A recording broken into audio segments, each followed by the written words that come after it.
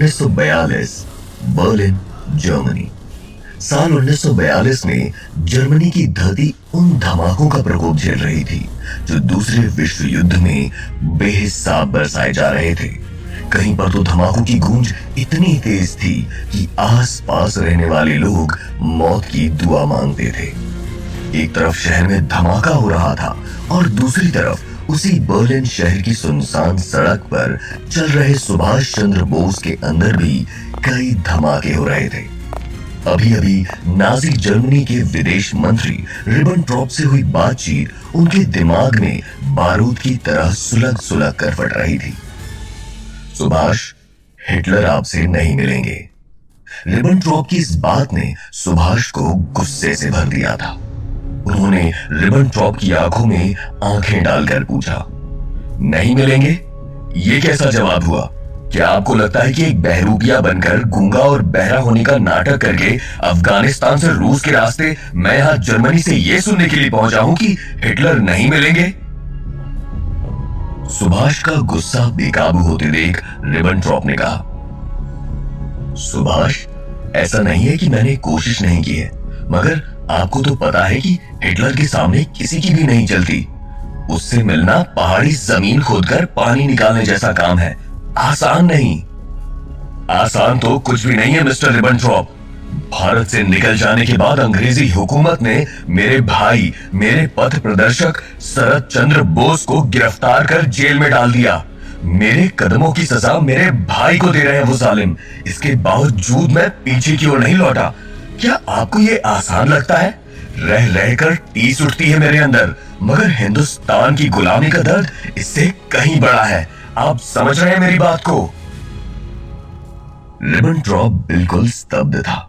सलीके से बात करने वाले सुभाष आज बरस पड़े थे। वो अभी चुप ही था कि सुभाष ने कहा, मैं आपकी कॉल का इंतजार करूंगा। याद रखिएगा कि बिना हिटलर से मिले मैं लौटने वाला नहीं। ये कहकर सुभाष अपने घर की तरफ चल पड़े। उनके चेहरे पर थोड़ी मायूसी थी और साथ ही अपने गुस्से पर काबू खो देने का मलाल भी। वो इस बात को अच्छे से समझते थे कि एक लीडर को अपने गुस्से पर काबू रखना कितना अहम है। मायूसी और मलाल लिए 5 फीट 7 इंच लंबे बेखौफ सुभाष काले रंग की एक लंबी कोट पहने बर्लिन शहर की एक गली में चल रहे थे।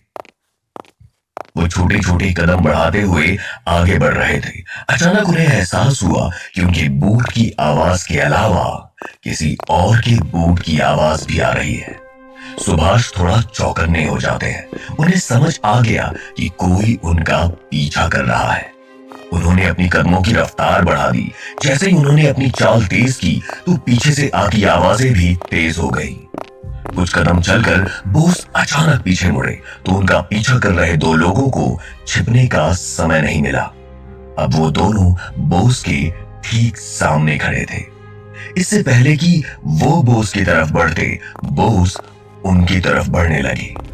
पीछा करने वाले दोनों बोस की हिम्मत देख घबरा गए। उनमें से एक शख्स ने तो कमर में खोसी हुई पिस्टल निकाल ली। उसकी पिस्टल देखकर भी सुभाष नहीं रुके। अब वो दोनों पिस्टल ताने हुए सुभाष की तरफ बढ़ने लगे। जैसे ही वो सुभाष के करीब आए, सुभाष रुक गए। दोनों को घूरते हुए सुभाष ने कहा, इस खिलौने से खेलने आए हो या 2-2 हाथ करने की हिम्मत भी रखते हो? सुभाष का सवाल सुन वो दोनों पीछा करने वाले हैरान हो गए। फिर उनमें से वो शख्स आगे बढ़ा जिसके हाथ में पिस्टल थी। सुभाष के बिल्कुल करीब आकर उसने कहा, जैसा सुना था आप उससे भी कहीं ज्यादा बहादुर हैं मिस्टर बोस। हिटलर के साम्राज्य में आपका स्वागत है। अपनी सुरक्षा का ध्यान रखिए, आप ब्रिटिश सरकार के निशाने पर हैं। तभी दूसरे आदमी ने एक कागज बोस को थमाया और बोला, आप बहुत ही हिम्मती इंसान हैं। हिटलर आपसे जरूर मिलेंगे। इससे पहले कि बोस उनसे कोई सवाल करते, वो दोनों किसी परिंदे की तरह उस गली से गायब हो गए। बोस ने उनका दिया कागज देखा तो वो डिप्लोमेट पासपोर्ट जैसा लगा। बोस को समझ आ गया कि जल्द ही हिटलर से मीटिंग की संभावना है। और इसीलिए हिटलर के सुरक्षा सलाहकार पूरी तरह से निश्चिंत होने के लिए उनकी जासूसी करवा रहे हैं। घर आने पर सुभाष की जर्मन पत्नी एमिली शेंगल उनका बेसब्री से इंतजार कर रही थी। एमिली के माथे पर चिंता की लकीरें साफ दिखाई पड़ रही थी। एमिली ने सुभाष को देखते ही गले लगा लिया और पूछा, इतनी देर कैसे हो गई? मुझे आपकी चिंता हो रही थी। अपना अफसोस पत्नी से बांटते हुए उन्होंने कहा, हिटलर हमसे मिले नहीं।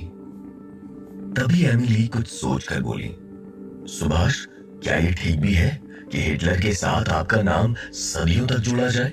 आने वाली पीढ़ियां क्या सोचेंगी? सुभाष एमिली को समझाते हुए कहते हैं, एमिली, हमें खून की नदी पार करनी ही होगी। हमारी आजादी हमारा लहू मांग रही है। हमें एक ताकतवर आर्मी की जरूरत है और हिटलर ने वादा किया है कि वो हमारी मदद करेगा। सुभाष की बात सुनकर एमिली कुछ पल तो सिर्फ सुभाष के चेहरे को गौर से देखती रही।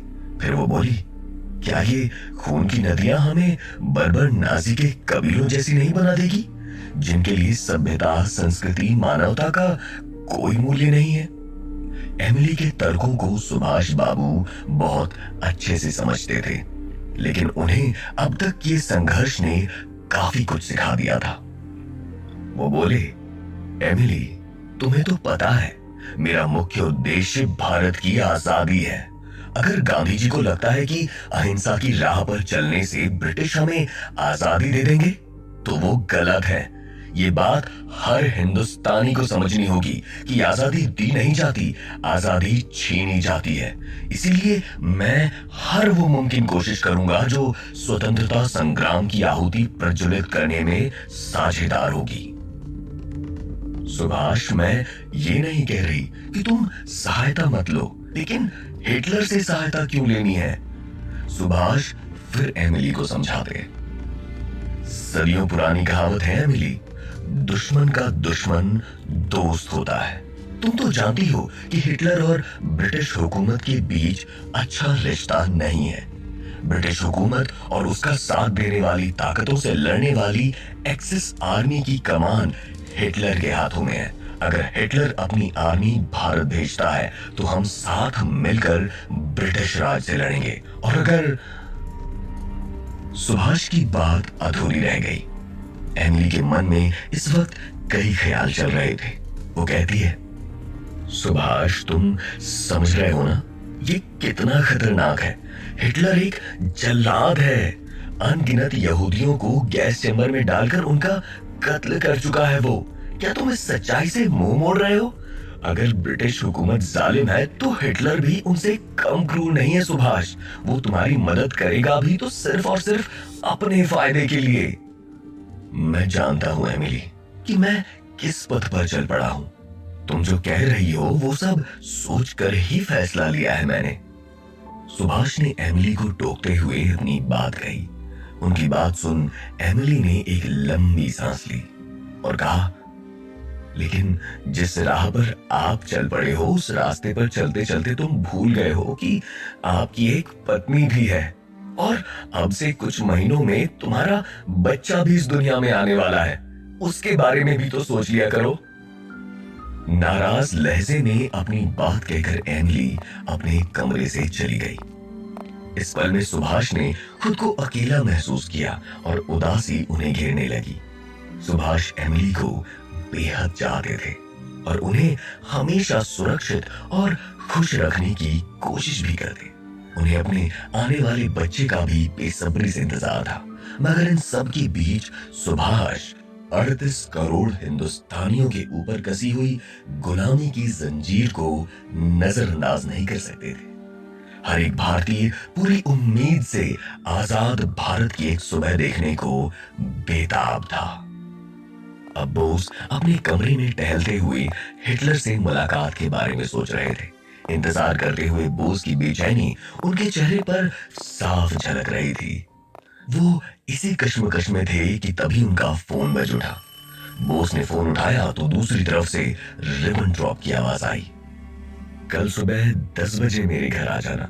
वहां से हम हिटलर के खुफिया बंकर पर जाएंगे। हिटलर हमें वहीं मिलेंगे। अपनी बात कहकर रिबेनट्रॉप ने फोन रख दिया। अगली सुबह बोस हिटलर से मिलने के लिए निकल ही रहे थे। एमिली ने आज सुबह से ही उनसे कोई बातचीत नहीं की थी, मगर उन्हें निकलते देख वो सामने आई और एक गिफ्ट उन्हें थमाया। सुभाष ने देखा कि वो गिफ्ट एक डब्बे में बड़े सलीके से पैक किया हुआ था। उन्हें थोड़ी हैरानी हुई, ये किस लिए? एमिली ने उन्हें समझाते हुए कहा, हिटलर को तोहफे पसंद है। अब जब तुमने ये तय कर ही लिया है कि तुम हिटलर से मिलोगे तो कम से कम मेरी ये सलाह मान लो और ये तोहफा उसके लिए ले जाओ। हालांकि सुभाष का हिटलर से मिलना एमिली को बिल्कुल पसंद नहीं आ रहा था, फिर भी वो चाहती थी कि सुभाष अपने मकसद में कामयाब हो। सुभाष भी ये बात अच्छी तरह से समझते थे कि उनकी पत्नी उनका कितना ख्याल रखती है और उनसे कितना प्यार करती है। एमिली के हाथों से गिफ्ट लेकर बोस का मन हल्का जरूर हुआ। उन्होंने पूछा, क्या है इस तोहफे में? एक पेंटिंग है। आप तो जानते ही हैं कि हिटलर खुद भी एक अच्छा पेंटर है। उसने कला की पढ़ाई के लिए वियना स्कूल ऑफ आर्ट में दाखिला लेने की कोशिश भी की थी। अगर उसका वहां दाखिला हो जाता तो शायद आज ये सब न हो रहा होता। एमिली ने अफसोस जताते हुए बोस को बताया। इससे पहले कि बोस अपने घर से निकलते, उन्होंने जाते जाते सिर्फ इतना कहा, हिटलर तो रंगों की दुनिया को बहुत पहले ही छोड़ चुका है अब रंग शायद ही उन्हें आकर्षित करें। सुबह 10 बजे बोस रिबेनट्रॉप से तय हुई जगह पर मिले। वहां से नाजी आर्मी के साथ दोनों हिटलर के बंकर की तरफ चल पड़े। दूसरे विश्व युद्ध के समय हिटलर के कई खुफिया बंकर थे। 2 घंटे की यात्रा तय कर आखिरकार बोस और रिबेनट्रॉप जंगल और पहाड़ों के बीच बने उस बंकर में पहुंचते हैं जहां हिटलर रह रहा था। वहां पहुंचने पर नाजी आर्मी के 2 जवान एक सुरंग के अंदर से उन्हें ले जाते हैं। हिटलर के ठिकाने पर पहुंचकर बोस को एक अजीब से कमरे में बिठाया जाता है। गुप्त कमरे से कुछ आंखें उन पर नजर जमाए हुए बैठी थीं। थोड़ी देर इंतजार के बाद हिटलर अपने सहयोगियों के साथ कमरे में प्रवेश करता है। हिटलर को देखते ही कमरे में मौजूद अन्य लोग खड़े हो जाते हैं। सम्मानपूर्वक बोस भी खड़े हो जाते हैं। हिटलर बोस के पास आता है और हाथ आगे बढ़ाते हुए कहता है, भारत के युवा नेता हिटलर का अभिनंदन स्वीकार करें। बोस हिटलर को देखते हैं और कुछ सोचने लगते हैं। हाथ मिलाने से हिचकते हुए बोस को देखकर हिटलर ने खुद अपमानित महसूस किया। वहां खड़े लोगों के चेहरे पर भी तनाव उभर आया। बोस थोड़ा ठहर कर कहते हैं, मैं आपसे हाथ नहीं मिला सकता। अहंकार और गुस्से से भरा हिटलर अपने इस अपमान से तिलमिला उठता है और चिल्लाते हुए कहता है, तुम्हारी इतनी हिम्मत कि मेरे पास आकर मेरा इस तरह से अपमान करे? क्या तुम्हें मुझसे डर नहीं लगता?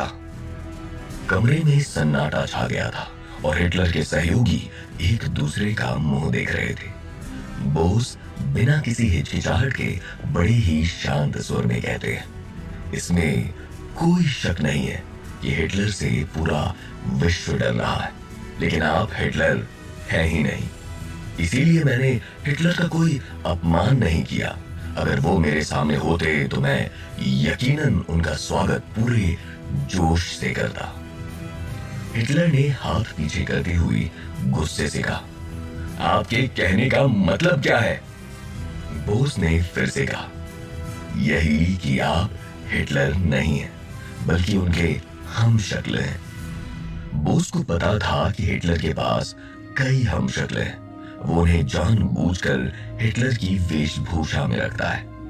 अपने दुश्मनों को मात देने का ये भी तरीका था उसके पास। खुफिया बंकर में रहने के बावजूद हिटलर को ये अंदेशा रहता था कि उसके दुश्मन कभी यहां तक भी पहुंच सकते हैं। मगर सुभाष एक बेहद चालाक स्वतंत्रता सेनानी थे। उन्हें हिटलर की ऐसे चाल के बारे में पहले से पता था।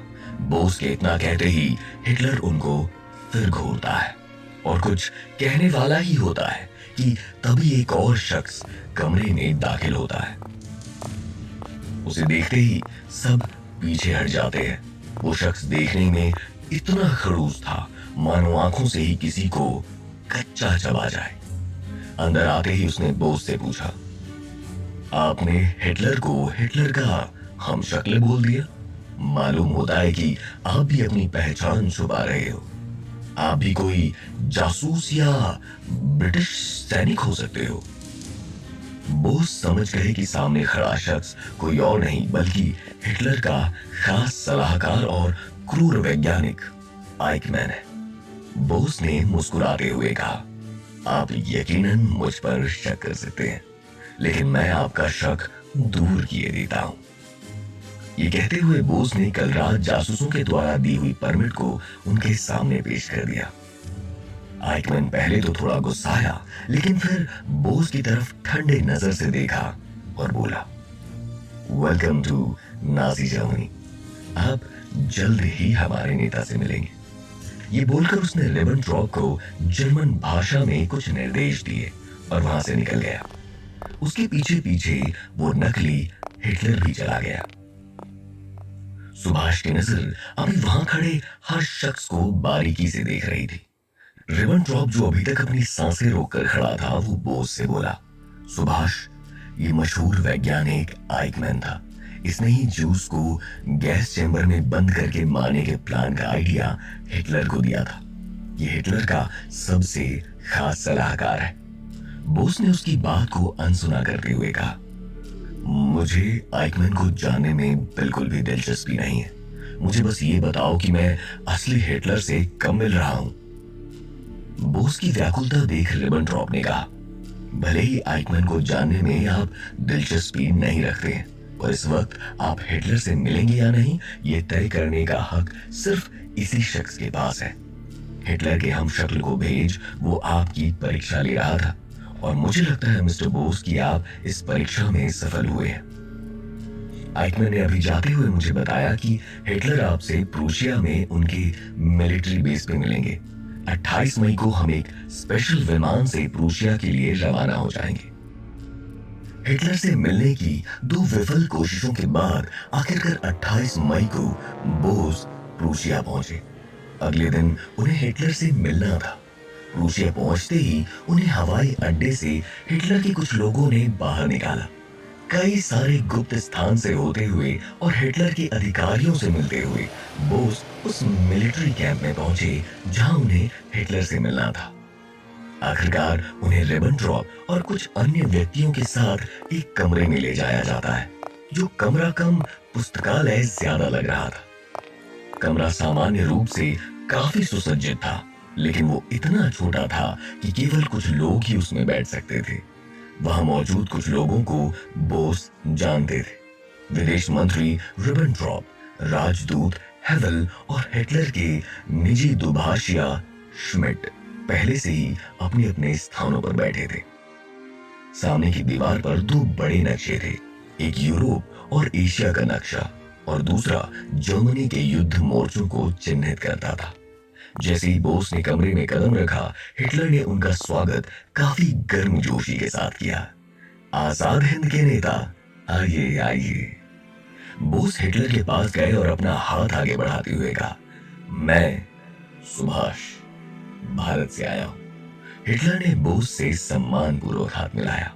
नेताजी ने उपहार स्वरूप करीने से कागजी में लिपटा एक डिब्बा उसके सामने रखा। हिटलर मुस्कुराया और उस गिफ्ट को न खोलते हुए उनसे पूछा, क्या है इसमें? बोस ने कहा, एक पेंटिंग है आपके लिए। बोस का जवाब सुन हिटलर एक गहरी सांस लेकर बोला, मेरी जिंदगी इस वक्त लहू के रंग से सनी हुई है। अब बाकी रंगों की अहमियत मेरे लिए खत्म हो चुकी है। इसकी इस बात पर जवाब देते हुए बोस कहते हैं, आपकी जिंदगी लहू के रंग से सनी हुई है और मैं इस वक्त मेरे देश भारत के लिए अपना लहू देने को तैयार हूं। वहां बैठे सभी लोग अब बोस की तरफ देखने लगे। बोस ने बात को आगे बढ़ाते हुए कहा, महामहिम, भारत को स्वतंत्र बनाने की मेरी इच्छा मुझे यहां खींच लाई है। हम अपना खून बहाने के लिए तैयार हैं, और अगर हमें देखकर मेरे 38 करोड़ देशवासी अपने बदन का एक बूंद लहू भी हमें दे दें तो हम आसानी से आजादी हासिल कर लेंगे। और ये तभी मुमकिन है जब हमें 3 शक्तिशाली देश जर्मनी, इटली और जापान का समर्थन मिल जाए। हिटलर हंस पड़ा। ऐसा लगता है कि आप पहले ही इटली और जापान से बात कर चुके हैं। क्या कहना है उनका, कुछ बताना चाहेंगे? बोस ने थोड़ा गंभीर होकर कहा कि जर्मनी की मदद के बिना ब्रिटिश सरकार को हराना मुश्किल काम है। अब हिटलर ने अपना दूसरा रंग दिखाने की तैयारी की। हिटलर बोस को उकसाने के लिए अपनी मुट्ठी बंद करके बहुत ही कठोर स्वर में बोला, मुझे लगता है कि भारतीय आत्मा क्षीण हो गई है। हिटलर ने जैसे ही ये कहा, बोस तीखे स्वर में बोल पड़े, महामहिम, आप कहना क्या चाहते हैं? थोड़ा स्पष्ट होकर बताइए। हिटलर ने अपना रौब झाड़ते हुए कहा, 38 करोड़ लोगों का एक विशाल देश है आपका, फिर भी आपने इंग्लैंड से आए 2000 बाहरी लोगों को अपने देश पर कब्जा करने दिया। वो आपको आपके ही देश में गुलाम बनाए रखते हैं, 200 साल तक आपका मुंह बंद रखते हैं। हमें देखिए, हमारी आबादी आपके मुल्क की जनसंख्या की आधी भी नहीं है, लेकिन फिर भी हम आधे यूरोप पर शासन कर रहे हैं और जल्द ही पूरे विश्व पर हमारी हुकूमत होगी। जानते हैं हमारे और आपके बीच इतना अंतर क्यों है? हिटलर की बातें सुन शांति से कहते हैं, क्यों है? अब हिटलर बोस के बिल्कुल नजदीक आ जाता है और बेहद अहंकार के साथ कहता है, क्योंकि हम आर्य के वंशज हैं। हमारी जाति विश्व की सबसे ऊंची जाति है। हम लोग विश्व पर राज करने के लिए पैदा हुए हैं और आप भारतीय लोग गुलाम रहने के लिए। हिटलर का ये जवाब सुन बोस गुस्से से तिलमिला उठते हैं, पर अगले ही पल वो अपने गुस्से को काबू में रखने की कोशिश करने लगते हैं। वो हिटलर की आंखों में आंखें डालकर कहते हैं, हजारों साल पुराना देश भारत पूरे विश्व में एकमात्र ऐसा देश है जहां आर्यन, द्रविडियन, हिंदू, मुसलमान, ईसाई, सिख सब एक साथ रहते आए हैं और आगे भी रहेंगे। भारत गौतम बुद्ध की जन्म और कर्म भूमि है। भारत की भूमि पर ही विवेकानंद का जन्म हुआ और भारत की धरती पर ही कबीर और गुरु नानक जैसे संत लोगों ने जन्म लिया। हम अमन और शांति से रहने वाले लोग हैं और यही हमारी सबसे बड़ी ताकत है। अगर हम विजयी होने का प्रण कर लें तो फिर कोई भी ताकत हमें हरा नहीं सकती। फिर चाहे वो आर्यन हो, चीनी हो या फिर तुर्की हो या फिर कोई और, किसी भी मुल्क को हराकर उस पर राज करना हमारे संस्कार का हिस्सा नहीं है। हम शांति और प्यार पर विश्वास करते हैं और अपने इसी हुनर से हमने दुनिया का दिल कई बार जीता है। हाँ, ये सच है कि इतिहास में हमने कई बार गलतियां की है, कई बार हमारी एकता टूटी है और इसी का फायदा उठाकर अंग्रेज हमारे देश में घुस आए। लेकिन अब हम चुप नहीं बैठेंगे। अब समय आ गया है कि हम ईंट का जवाब पत्थर से दें और इस काम का अंजाम देने के लिए मैं कुछ भी करूंगा और इसीलिए मैं आपसे मदद मांगने आया हूं। हमारी कमजोरी क्या है ये सुनने में इतनी दूर नहीं आया हूं। अगर आप हमारी मदद कर सकते हैं तो बताइए, नहीं तो मुझे अपना कीमती समय बर्बाद करने में जरा सी भी दिलचस्पी नहीं है। शोलों की तरह दहकता हुआ जवाब सुनकर उस कमरे में मौजूद बाकी लोग हिटलर की तरफ देखने लगते हैं। उन्हें इस बात का अंदेशा होने लगा था कि अब किसी भी वक्त हिटलर अपने गुस्से पर काबू खो देगा और उनका नुकसान सुभाष को होगा। पर ऐसा हुआ नहीं। हिटलर अब बिल्कुल शांत था। उसने इतनी देर हुई बातचीत में पहली बार सुभाष को बैठने का कहा। सुभाष वहां बैठ गए। अगले ही पल उनके ठीक सामने हिटलर भी बैठ गया। बाकी लोग पहले की तरह खड़े रहे।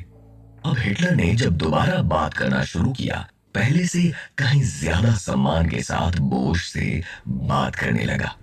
उसने कहा, मिस्टर बोस, मैंने आपकी बहादुरी के कई किस्से सुने हैं, मगर आज आपको सामने से इतना निर्भीक होकर बोलते हुए देख अच्छा लगा। आप में वाकई इतनी क्षमता है कि आप 38 करोड़ भारतीयों का नेतृत्व कर सको। मैं ये जानना चाहूंगा कि आप में इतनी हिम्मत और ताकत आती कहां से है। मैं अपने सामने बैठे बहादुर शख्स सुभाष चंद्र बोस के बारे में सब कुछ जानना चाहता हूं। हिटलर का सवाल सुन एक पल के लिए बोस ने नजरें घुमाकर उस कमरे में खड़े बाकी लोगों को देखा। सबकी नजरों में बोस के लिए सम्मान झलक रहा था। सबको एक नजर देखने के बाद बोस ने शांत ढंग से कहा, असली सुभाष को जानने के लिए आपको मेरी कहानी शुरू से जाननी होगी। उस वक्त से जब मैं भारत के कटक प्रांत में पैदा हुआ था। हाँ, तो वहीं से शुरू कीजिए, सुनना चाहूंगा मैं सन 1897 में पैदा हुआ। मेरी माता का नाम प्रभावती देवी और पिता का नाम जानकीनाथ बोस है। हिटलर का जवाब सुन भारत के निडर नेता सुभाष चंद्र बोस ने अपनी जिंदगी की कहानी को बयां करना शुरू किया। एक लंबी कहानी जिससे दुनिया को पता चलने वाला था कि कटक में पैदा हुआ एक बालक जिसका नाम सुभाष चंद्र बोस था, वो नेताजी कैसे बने। अगर हिटलर के साथ साथ आप भी बोस की कहानी सुनना चाहते हैं तो पॉकेट एफएम पर सुनिए बोस से नेताजी तक और जानिए हमारे निडर स्वतंत्रता सेनानी सुभाष चंद्र बोस के कुछ अनकहे और अनसुने किस्से।